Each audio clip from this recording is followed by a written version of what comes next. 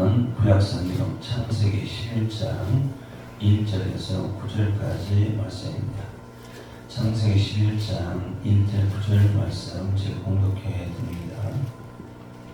온 땅의 구음이 하나요 언어가 하나였더라. 이에 그들이 동방으로 옮기다가 신할 평지를 만나 거기 거하고 서로 말하되 자 벽돌을 만들어 견고히 굽자하고 이 벽돌로 돌을 대신하여 벽청으로 진흙을 대신하고 또 말하되 자 성과 대를 쌓아 대꼭대기를 하늘에 닿게 하여 우리 이름을 내고 온 지면에 흩어짐을 면하자 하였더니 여호와께서 인생들에 쌓는 성과 대를 보시자고 강림하셨더라. 여호와께서 가시되 이 무리가 한 족속이요 언어도 하나이므로 이같이 시작하였으니 이후로는 그 경외하는 일을 금지할 수 없으리로다. 자 우리가 내려가서 거기서 그들의 언어를 혼잡케 하여 그들로 서로 알아듣지 못하게 하자 하시고 여호와께서 거기서 그들을 온 지면에 흩으심으로 그들이 성서 길을 그쳤더라. 그러므로 그 이름을 바벨이라 하니 이는 여호와께서 거기서 온 땅의 언어를 혼잡케 하셨습니다. 여호와께서 거기서 그들을 온 지면에 흩으셨더라. 아멘. 창세기 11장 1절 9절 말씀을 중심으로 해서 언어를 혼잡케 하셨습니다. 이 제목으로 은혜 받으시도록 하겠습니다. 우리 서로 인사합시다. 성령 축복합시다. 서로 축복해 주님으로 축복합니다. 아멘. 흔히 세상 사람들이 말하기를 세계에서는 7대 불가사의가 있다. 7가지 도저히 사람으로 이성으로서는 알 수가 없는 7가지가 있는데 그것을 7대 불가사의라고 합니다. 불가사의. 그래도 참 많이 있는데 그 7가지를 이렇게 보면은 다 무대가 어디냐면은 이 성경 무대에 있는 지역들이에요. 뭐 애굽이라든지 이집트라든지 또 바벨론의 무대가 되는 이란, 이라크 지역이라든지 헬라의 무대가 되는 그리스라든지 또 초대교회가 있었던 뭐 터키 이런 지역에 주로 있게 된 것을 보게 되는 것인데 사람들은 도저히 불가사의한 일이다 그렇게 생각하는데 우리는 불가사의한 일은 없어요. 왜? 하나님 편에서 보면 하나도 불가사의한 일이 없습니다. 왜냐하면 성경에서 그 해답을 우리가 얻을 수 있기 때문에 그렇죠.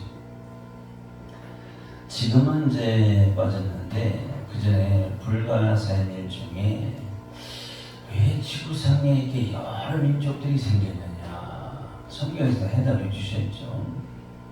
그리고 왜 언어가 이렇게 다르냐 말이 이렇게 다르냐 그것도 참 불가사의한 일인데 이제는 성경에서 해답을 얻기 때문에 그렇게 주장하는 사람들이 별로 없죠. 그리고 구약시대에 바벨론이라는 그 문명의 그 장소가 지금 이란이나 이라크 지역에 있지 않습니까? 거기에 지구라트라는 것이 있는데 그게 뭐냐면은 가로, 세로가 90m, 높이가 90m 되는데 이게 미완성의 탑이에요. 언젠가에 탑을 쌓다가 중단된 탑이 있는데 그 지구라트라는 것인데 사람들이 그걸 바벨탑이라고 또 얘기를 합니다. 이게 도대체 왜 생겼느냐 그 참 불가사의한 일이다 그런데 우리는 하나님께서 성경에서 해답을 오늘 본문에서 주셨죠. 그 1절을 보면 온 땅이 구음이 하나요 언어가 하나였더라 해서 원래 하나님께서 창조하실 때 인간들이 쓴 그 언어가 하나였다는 겁니다. 그런데 이 시대에 언어가 얼마나 되는지 아십니까? 이 검색해 보면 나오는데 이 소수민족들이 쓰는 언어까지 다 조사해 보니까 소수민족은 몇십 명에서부터 몇백 명, 몇천 명이 한 민족인데 그런 자들을 소수민족이라고 합니다. 그런 소수민족이 사용하는 언어를 이제 조사해 보니까 이 아시아 지역에서는 2,301개가 있고 아프리카 지역에서는 2,138개가 있고 태평양 연안의 나라들 보니까 1,300개가 있고 저기서 아메리카 북남아메리카 지역에 1,064개 언어가 있고 유럽에 286개의 언어가 있어서 이걸 전부 다 합해보니까 7,089개의 언어가 있다는 거예요. 믿어지지 않죠. 아니 무슨 언어가 사람이 쓰는 언어가 그렇게 많을까 믿어지지 않는데 그렇다는 겁니다. 그런데 이 몇십 명, 몇백 명, 몇천 명, 몇만 명의 소수민족들이 자꾸 없어집니다. 소멸이 됩니다. 그러다 보니까 그들이 쓰는 언어도 점점 없어지게 되는데 그 다음 세기에는 한 세기 100년이지 않습니까? 다음 세기에는 약 한 3,000개의 언어가 이제 사라지게 될 것이다. 왜? 그걸 쓰는 소수민족들이 다 멸종돼 버리니까. 지금 우리 형편이 그렇죠. 결혼을 기피하고 자녀 출산을 자꾸 기피하다 보니까 대한민국도 정말 한 세기가 지나면은 이 대한민국이라는 나라, 한국 사람이 소멸돼서 없어지게 될 것이라는 말을 많이 들으셨죠. 50년 후에는 절반이 죽는다. 그러니까 한 세기에는 한국 사람이 없어진다는 얘기가 나오는데 그러면 우리가 쓰는 이 한글도 없어지지 않을까? 고장이 없다는 겁니다. 오늘 우리가 쓰는 이 말 언어가 한글이라고 하는 것인데 그게 언제 생기느냐 잘 아시죠? 한 600년 전에 정확하게 576년 전 그러니까 서기 1446년 조선시대 그때 글이 우리 글이 아니었어요. 말은 우리 말하지만은 글은 한문 중국을 남의 글을 쓰고 있었죠. 그러니까 양반들은 서당에 가서 글 열심히 배워서 사용할 수 있는데 일반 서민들은 이걸 알 수가 없어요. 문명이죠. 알 수가 없습니다.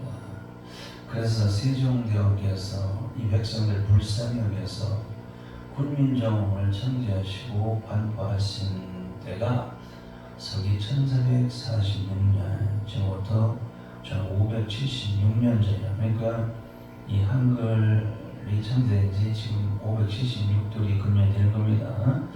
근데도 양반들은 그 한글을 언문이라고 해서 500년 동안 굉장히 천시고 잘 썼죠. 세월이 한 500년 지나서 1928년 9월 29일을 가계날로 거기 하지 않습니까? 한글이 가계날로 정했다고 그래요. 그리고 1945년 8월 해방됐을 때 양력 10월도 지금 10월이 한글날이지 않습니까? 10월 9일을 한글날로 지정했다는 거예요. 그래서 그대로 1946년 해방된 다음에 이 한글날을 국가 공휴일로 지정을 했는데 1990년도에 보니까 가만히 10월달에 너무 공휴일이 많아. 10월 1일 국군의 날도 있지, 10월 3일 개천절도 있지, 그렇죠? 10월 9일 날 한글날도 너무 공휴일이 많다 해가지고 이 국군의 날과 이 한글날을 공휴일이 아니라 그냥 기념일로 격하를 시켜버렸어요. 그래서 한글이 또 부대접을 받다가 한 9년 전 2013년에 다시 이 한글날을 국경일로 해가지고 5대 국경일에 들어가지고 해서 공휴일로 했다는 것이 오늘날까지 한글날에 그 변화가 그렇게 있었다는 것이죠. 그래서 지금도 이 너무나 쉽고 좋은 이 한글을 우리말을 쓰지 않고 여전히 그 남이 그린 한문으로 계속 사용한다든지 영어로만 사용한다든지 말은 우리말인데 얼마나 힘들어 보죠. 오늘 한글날 576도를 맞이해서 마침 오늘 주일이 10월 한글날이기 때문에 다시 한번 이렇게 우리에게 가장 좋은 한글을 주신 하나님 앞에 감사를 드리시기 바랍니다. 본래 인간은 혼자서 못 사는 존재를 하나님께 만들어 주셨어요. 그래서 하나님은 창세기 2장 18절에 사람이 독차한 것이 좋지 못하니 해서 짝을 이루어서 더불어 살게 하셨어요. 하나님께서. 그런데 이 세월이 지나면서 얼마나 변질이 되는지 이 시대를 보면은 혼자 사는 것을 더 선호하는 그 시대가 된 것 같아서 또 걱정스럽죠. 그래서 인간은 하나님이 없이는 살지 못하는 존재, 이웃이 없이는 살지 못하는 그런 존재였었어요. 그런데 하나님께서 만드신 에덴 동산에서 그 선한 것을 때문에 떠나서 살긴 살기, 세상 중에 살긴 살지만 언제나 하나님을 찾게 되어 있어요. 그래서 더불어서 함께 살자고 이웃을 찾게 하셨다 그 말이죠. 근데 너무 변질이 되어 있어요. 이 시대 어떻습니까? 하나님이 없이 살려고 하고 이웃이 없이 살려는 세상이 되어버렸다는 것이죠. 자, 오늘 본문에 노아의 홍수 심판 이후에 노아의 후손들이 번성케 되었죠.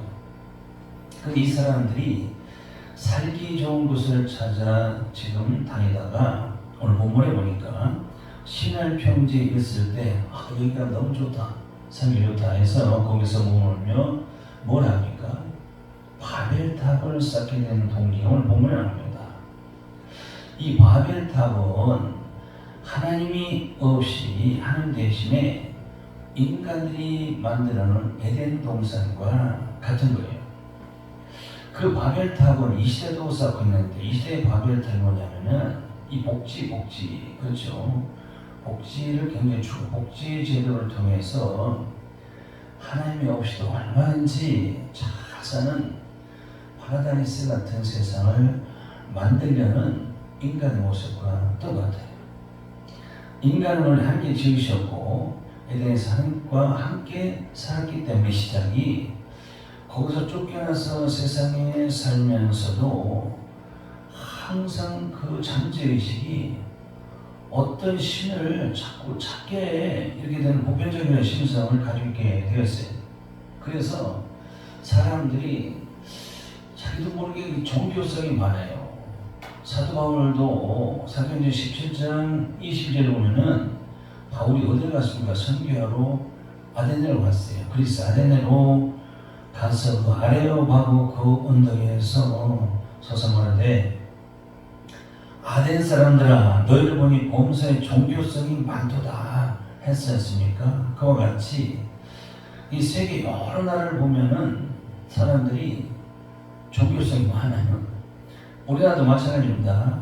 종교성이 굉장히 많아서 그들이 하나님이라고 부르는 신들이 참 많아요. 그렇죠? 하나님이라고 생각하고 부르는 신들이 너무 많아요. 그래서 왜 그러냐면 하나님은 한 분이신데 그들이 생각해 자기들이 섬기는 신이 좀 더 하나님이라고 생각하고 있어요. 그렇죠? 우리 경우도 그렇지 않습니까? 우리가 애국가를 보아도 하나님이 나오지 않습니까? 하나님이 보호하사 하느님이라고. 우리가 그 애국가를 볼 때는 분명히 그 하나님이 여호와 하나님인 것을 우리가 분명히 알고 그 고백으로 애국가를 부르는데 다른 사람들 어떻습니까? 다른 사람들도 역시 그 하나님을 자기가 믿는 신의 하나님으로 이렇게 생각하고 부르는 거예요. 만약에 그 하나님이 기독교에서 부르는 여호와 하나님 그분이다 하면은 다른 종교 사람들이 모시는 자들이 그걸 좋아하겠습니까? 근데 그들 똑같이 부르면서 자기들도 자기들 하나님으로 생각하고 하나님으로 환웅님으로 천재님으로 이렇게 부르게 된다는 것이죠. 오늘 2절 보니까 신할 평지에 모인 그들의 모습에서 여호와 하나님을 찾는 모습이 없네 보니까 그들이 어디서 나왔어요? 에덴에서부터 타락에 쫓겨나와가지고 번성하더니 전적 부패에 타락해서 노아의 시대에 하도 타락하니까 성수 심판으로 그들이 받은 사람들이었었는데 그 중에서 노아 8식구가 겨우 구원받아가지고 그 그 후손들을 본성이 되니까 또 신할 평지에서 또 타락하고 있는 모습을 본문에 보입니다.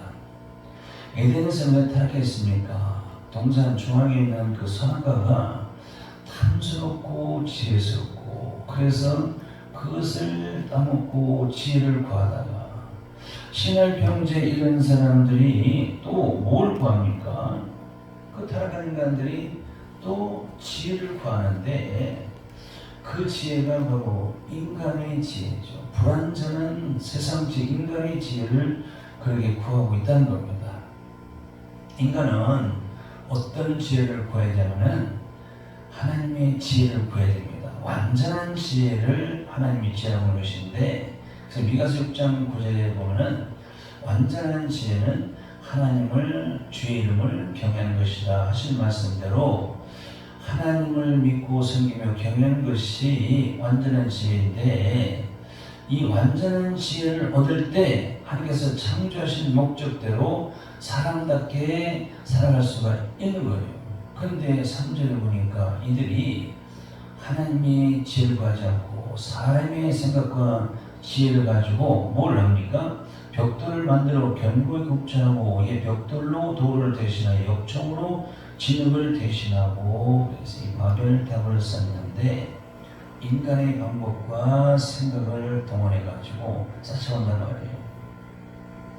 이것이 이 시대도 인간이 하나님 대신에 과학 만능에 의지해서 이 세상을 파라다이스, 낙원 같은 세상을 만들려는 것과 똑같아요.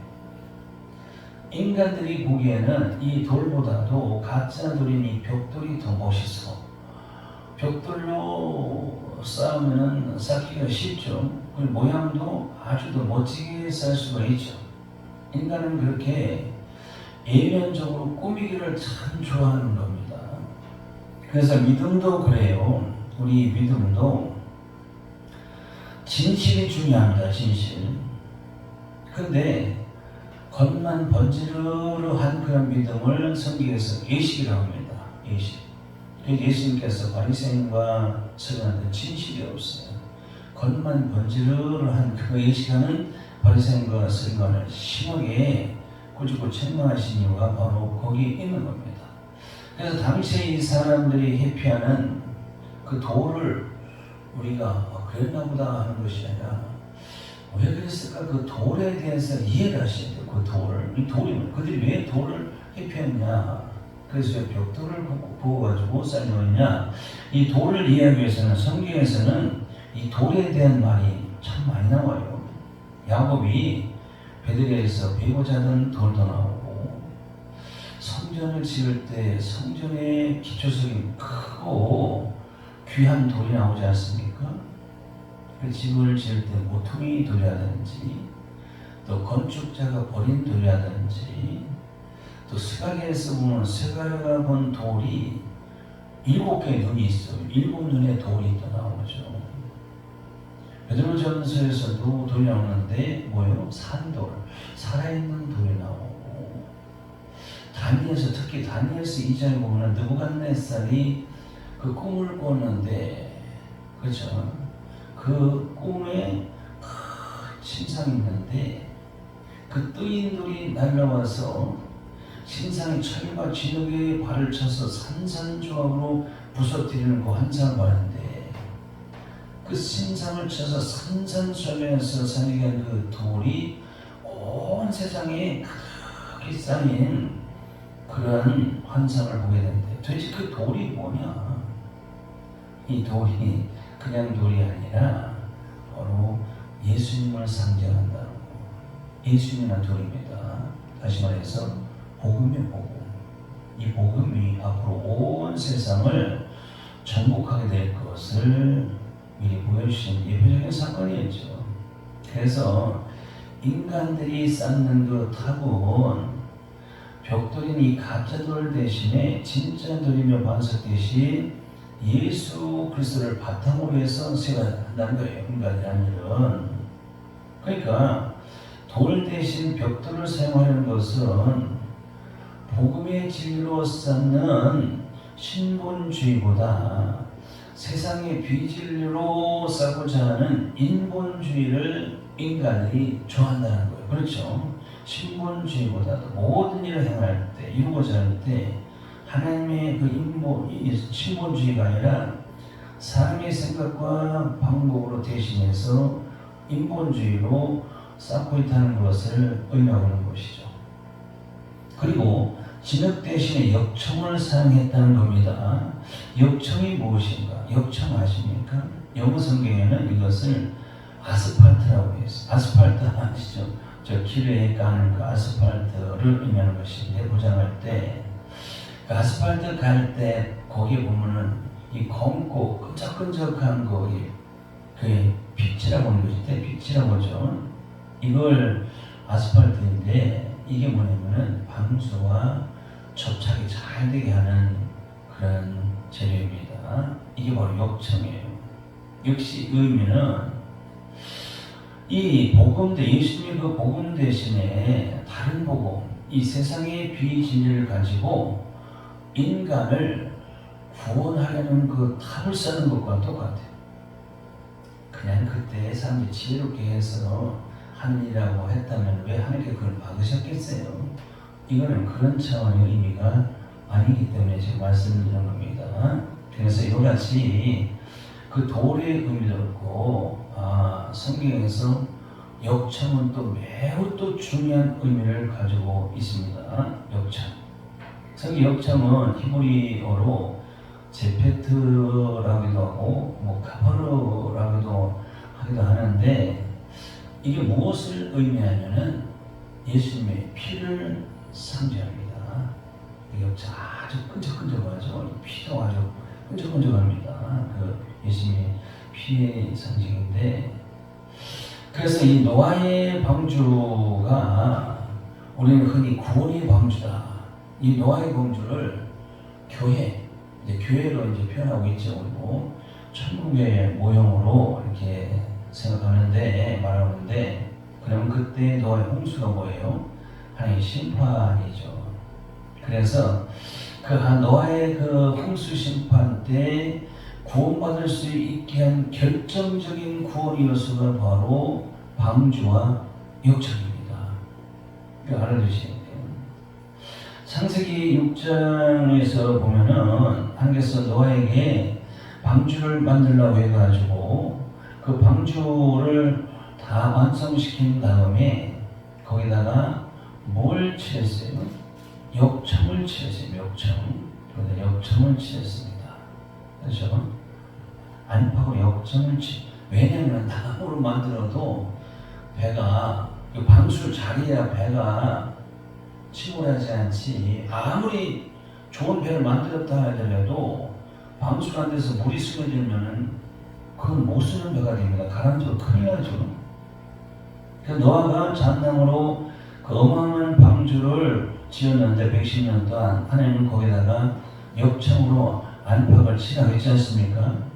그러니까 노아의 8 식구가 결국 하나님 홍수 심판에서 구원받을 수 있는 결정적인 요소가 없냐면 방주와 역청. 이게 아주 중요합니다. 결국 우리가 구원을 받을 수 있는 것이 바로 방주가 되신 예수님과 예수님이 흘리신 그 피가 결정적으로 우리를 구원해 주신 요소가 된다는 사실을 깨닫게 주는 것이죠. 또 하나 보면 출애굽기 2장 3절에 보면 출애굽기 2장에서 어떤 사건이 나옵니까? 이 모세가 출생하는데 모세가 출생할 때 바로가 명을 내려가지고 히브리인들이 남자 아이를 낳으면 무조건 다 죽이라.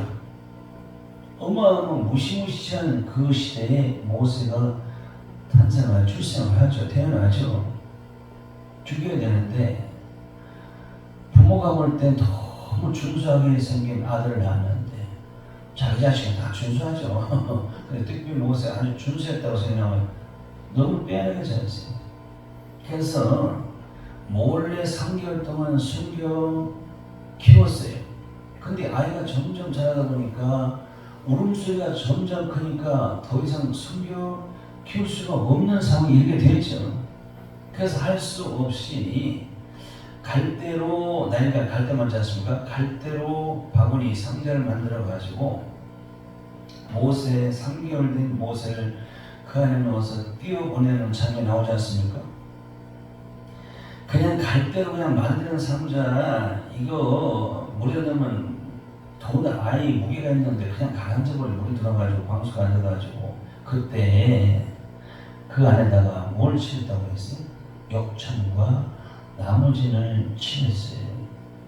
그래서 모세가 나일강 물에 빠져서 어린아기가 죽어야 되는데 결정적으로 모세가 구원을 받게 된 것이 뭐예요? 이 역정이 바로 모세를 구원해준 결정적 요인이 역정이 있었더라 그 말이죠. 그리고 어느 날 구원의 결정적인 요소가 되는 바로 예수의 피를 상징합니다. 저희 여러분들이 구원받은 것은 결정적으로 예수님 십자가 보혈에 의해서 구원받은 것고 믿으셔야 한다. 그 피를 발라줘서 우리가 심판을 면하게 되었다는 것은 너무 중요한 얘기죠. 그런데 오늘 본문에 나오는 역청은 문맥에 따라 틀립니다. 이 사람들이 진열에 대해서 역청을 사는 것인데 이거는 그게 아니에요. 역청이 발라지는 것은 저게 구원의 역사, 예수님의 피가 발라지는 것에 구원의 역사가 동반이 되는데 이 신할 평지에서 이 역청을 이 사람들이 나쁜 쪽으로 사용했다는 겁니다. 그러니까 구원이 없고 그들에게는 심판이 되었다는 것이죠. 그렇죠. 양면성이 있어요. 성경도 그렇고 예수님 피도 그렇고 이걸 어떻게 사용하느냐에 따라서 구원이 되고 심판이 되게 되는 것인데, 그러니까 예수님의 피를 믿음으로 받은 자 우리처럼 우리는 믿음으로 예수님의 피를 인정하고 그 피를 발라주셔야 받았지 않습니까? 그래서 우리가 구원이라는 하늘의 신령한 복을 받았는데, 그런데 예수님을 정력적으로 따라다니면서 믿음과는 상관이 없이 누가 그랬어요? 가룟 유다가 그랬죠. 탐욕으로 예수를 이용해서 자기 욕심을 채우려는 사람들, 이런 사람들을 흔히 비둘기 파는 사람이라고 합니다. 성경에 비둘기 파는 사람이 있었죠. 이 비둘기 파는 사람들을 예수를 팔아서 자기 욕심을 채우려 하는 사람들은 심판을 받게 된다는 겁니다. 이렇게 신할 평지의 사람들이 인간의 방법과 생각으로 구원의 탑을 지금 세우려고 하고 있지 않습니까? 하늘까지 닿아가지고 하늘 천국에 올라가는 자기들의 방법과 생각으로 노력으로 구원을 이루려고 구원의 탑을 세우는 사람들은 아주 그 역청을 잘못 사용하고 있는 사람들이에요. 그러면서 자기 이름들을 세계에 날리려고 하고 있다는 겁니다. 이런 일은 타락한 인간들이 하나님께 도전장을 내는 것과 똑같습니다. 이게 바로 인간의 망을 원인이 된 것이, 그게 바로 교만이라고 합니다. 하나님의 권위에 도전하는 자는 다 망하게 되는 겁니다. 그래서 사람들에서 우리 이름을 내고 흩어짐을 면하자고 하는데 이들이 지난날 홍수의 심판을 내렸던 하나님을 생각해야 돼요. 그렇죠? 그 심판에서 구원받아가지고 번성한 하나님 백성들 아닙니까? 근데 이들이 하나님의 이름을 온 세계에 내어도 날려도 부족할 판인데 지금 뭐라고요? 자기들의 이름을 온 땅에 내자는 것은 하는 것이 또 얼마나 큰 교만입니까? 그리고 하나님은 홍수 심판 이후에 노아의 후손들, 노아의 그 세 아들을 축복하시면서 뭐라고 했습니까? 창세기 9장 1절에 보면 생육하고 번성하여 땅에 충만하라. 계속 생번성해서 온 땅이 퍼져가지고 충만하게 하나님 축복해 주셨는데 이들이 뭐예요? 그래서 바벨탑을 쌓으면서 우리 흩어지지 말고 여기서 안주하며 살자 하는 사람들, 하나님을 거역하는 자들이죠. 이런 자들 하나님께서 7절 보니까 뭐라고 하셨어요? 자, 우리가 내려가서 거기서 그들의 언어를 혼잡케 하여 했어요. 여기서 우리라고 합니다. 하나님께서 누굴 얘기할까요? 천사를 얘기할까? 하나님께 수정자는 그게 아니라 창세기 1장 26절에서도 하나님께서 천지 만물을 창조하실 때도 우리가 이 말씀을 했어요. 우리가 악에게 천지 만물을 창조하실 때 누가 지으셨냐? 성부 하나님 혼자 하셨냐? 아니라 삼위일체 하나님, 성부, 성자, 성령의 하나님이 함께 하셨다는 사실을 가르쳐주고 있고, 오늘 본문에서도 우리가 이 복수를 쓰신 것은 바로 하나님은 삼위일체 하나님이신 것을 꼭 알아두시고 믿으시기 바랍니다. 우리가 삼위일체 하나님을 반드시 인정하고 고백해야 됩니다. 이것을 부인하면 이단이 되어버리죠. 그래서 하나님은 삼위일체 하나님이신 것을 알게 해주셨죠. 그래서 내려가서 이 말은 하나님께서 초자연적인 역사로 하나님께서 그들에게 하시겠다는 겁니다. 뭘 하시냐? 그들의 언어를 혼잡케 하여 그러지 않습니까? 그러니까 하나님은 이 바벨탑을 심판하신 것이 아니라 원래 그들이 하나인 언어, 구매 하나의 언어가 하나이더라. 그 하나로 쓴 언어를 심판하겠다는 겁니다. 어떻게? 혼잡케 하시겠다는 거예요. 그래서 그들이 바벨탑을 열심히 쌓고 있는데 하나님께서 아주 그 사람들의 언어를 이 사람의 언어 저 사람의 언어 다 이렇게 틀리게 만들어가지고 언어를 혼잡케 해서 쓸만 혼잡케 해서 서로 소통이 안 돼요. 소통이 돼야 그 일을 하게 될 것인데 언어가 다른 말이 틀리니까 벽돌 날라오면 진흙 가지고 진흙 가지고 또 돌 가지고 이 일이 되겠습니까? 그래서 그 서로 말을 알아듣지 못하게 해가지고 그 바벨탑을 쌓는 일을 중단하게 하시고 어떻게 해요? 이제 말이 통하는 사람끼리 흩어져 버렸어요. 그렇게 하시려고 그렇게 하셨다는 것이죠. 그래서 구절에 보면은 그때 쌓다가 중단된 그 탑을 바벨이라고 되어 있어요. 바벨. 이 바벨은 혼잡이라는 그런 뜻입니다. 이 바벨이 어디서 또 나오죠? 성경의 마지막 부분 계시록에 가면은 이제 바벨론으로 나옵니다. 그게 바로 무너지는 바벨론 성에 오는 겁니다. 바벨론 성에 나오죠. 성경에 보면 여리고 성도 나오죠. 바벨론 성도 무너졌다 큰 성 바벨론. 여리고 성도 보면 반드시 무너지는 성. 바벨탑도 역시 반드시 무너지는 그런 성. 그러니까 바벨론 성, 여리고 성은 다 뭐예요? 다 무너져 많은 것의 상징이 됩니다. 이런 바벨탑과 바벨론 성과 여리고 성을 지금도 쌓고 있는 사람들이 많다고 그랬죠. 많은 게 아니라 아주 많아도 부지기수로 많다는 거예요. 이 바벨탑을 쌓는 자들, 바벨론 성을 쌓는 자들, 여리고 성을 쌓는 자들이 그렇게 부지기수. 그게 누구일까요?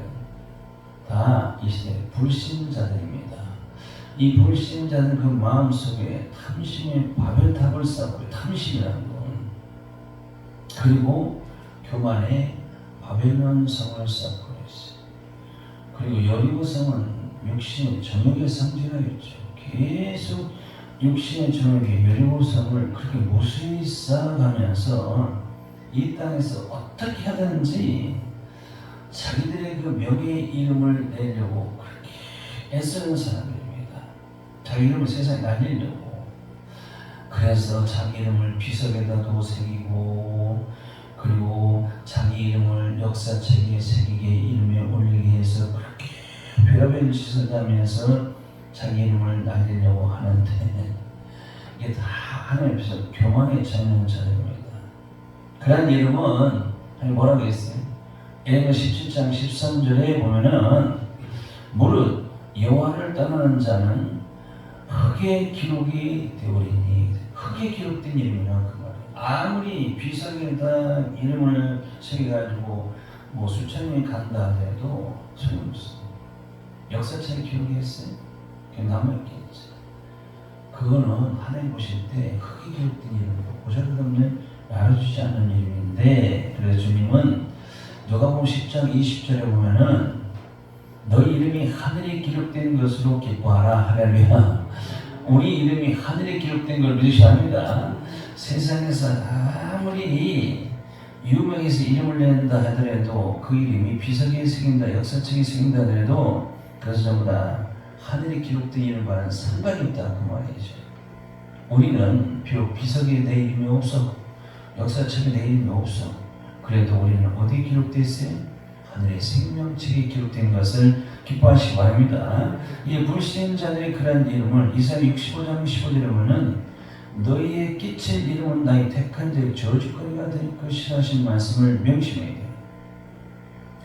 이제 오늘 혼자께서 흩어진 백성들 지금도 세상에서 뭐라고 합니까? 사람들이 자꾸 우리가 하나가 되자의 지구에 있어요. 물론 하나가 되는 건 좋겠죠. 도대체 무엇 때문에 하나가 되자는 겁니까? 하나님을 반역해 하려고 하나가 되자는 자들이 지금도 지구상 곳곳에서 그런 말들이 많이 지금 들리고 있어요. 그런 말에 속지 마셔야 돼요. 특별히 그 중에서 대표적인 경우가 우리에게는 가장 경계되는 말이 WCC라고 있어요. 결국 세계교회협의회라는 기구인데, 세계적인 교회 기구인데, 이 사람들이 하는 주장이 바로 어떤 종교든지 미신이든지 귀신을 섬기는 그런 집단이든지 다 기독교로 하나가 되자 이 얘기예요. 여기에 절대로 속지만 우리는 거기에 하나가 될 수가 없습니다. 그래서 오직 하나가 되는 방법을 성경에서는 주님이 요한 17장에서 하나님께 기도하는 기도장인데 거기에서 주님이 뭐라고 했습니까? 하나님과 예수님들 하나가 된 것 같이 저들도 우리 안에서 하나가 되게 해달라고 기도하셨죠. 그러니까 우리가 하나 될 수 있는 방법은 주 안에서 하나가 되라 믿으시면 합니다. 에베소 4장 3절에 성령이 하나 된 것을 평안이 나는 줄로 성령이 하나 된 것을 힘써 지키라 믿으시면 합니다. 그래서 성령 안에서 복음으로 세상에 흩어진 백성들이 하나가 되어 천국에 이르는 이 구원의 그 탑을 쌓는 일이 이 시대 우리의 사명이죠. 말씀 맺어요. 우리에게 세계에서 가장 중요한 한글이 그렇게 가장 좋은 글이라고 평가합니다. 이 한글을 우리말을 주신 것에 대해서 오늘 한글날 맞이해서 하나님께 다시 까마득히 잊어버리지만은 감사하시기 바랍니다. 그래서 이 한글 성경을 우리에게 주셔가지고 얼마나 읽기 쉽고 듣기 쉽고 깨닫기 쉽고 주신 이 한글 성경을 늘 읽고 듣고 깨달아서 온 세계의 복음을 위해서 우리가 잘 사용하고 이제 깨달았으니까 사람의 생각과 방법으로 그 인간의 탑을 쌓지 말고 그러니까 인간 중심, 인본주의 중심으로 살지 말고 하나님께서 우리를 지으시고 우리 택하신 목적대로 하나님을 섬기고 하나님을 위해서 살아가는 바로 예수 중심, 교회 중심으로 살아가는 신본주의로 살아가는 성도가 되시기를 주님의 이름으로 축원드립니다.